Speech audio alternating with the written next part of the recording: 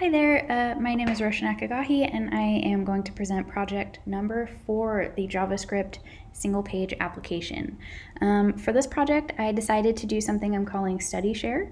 It's a flashcard application, which I will show you. So I'm going to first cd into my backend, Study Share backend, and run my backend server. Now that this is all set up, let me just refresh this really quick. Okay, so you start off by logging in using only your username. You can either register with a new username or log in with an existing one. So I'll show you how it goes. Rolly Roche. Registering with a new one, you'll see that the username was added. So now you can log in with that username. Actually gonna log out really quick. The logout function is just a screen refresh. So I'm just gonna use the login that I've been using to set up this whole application. So using an existing login, I logged in.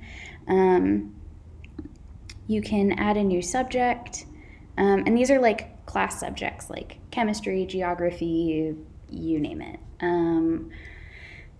I'll add, I think biology is one that I don't think I've messed with in this yet. So, all right, you've added a new subject for biology. That's awesome. It's inserted. And then you can start adding new flashcards. You'll see that biology we just added was added there at the end. And then these are some of other subjects that have already been populated into the backend database. I will add a flashcard for biology.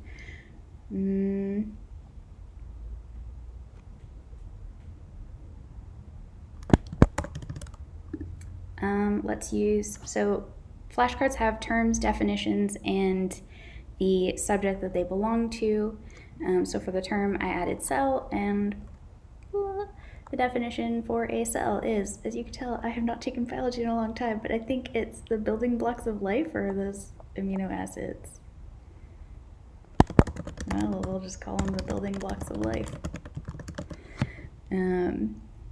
And you can add a flashcard. So we'll see that a new flashcard was added for cell.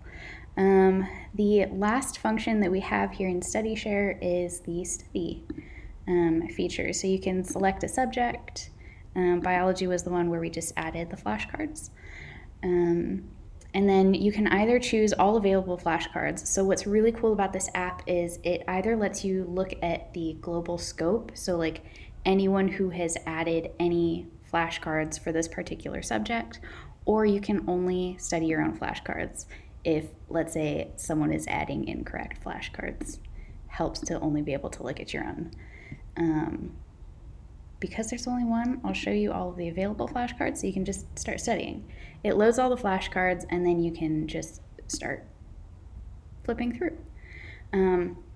It'll show you the term first, and then you can flip it, and it'll show the term and the definition.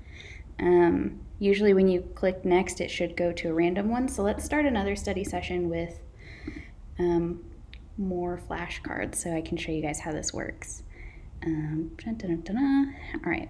An English bitter is a style of beer. It's Charles Dickens' favorite beer. You should be able to flip through more. Okay, so I also have it going so that when it loads all the flashcards, it randomly selects flashcards. Something that would be really cool is if I could get it to not show you the one it just showed you, but for the purposes of this project, this is what it does. Yeah, and that is my app. And then, then you can just either go back to adding new subjects, new flashcards, or studying. And as you can see from the URL above, it's doing it all just on the index HTML page, and it's not going to any other views or anything like that. And that's it.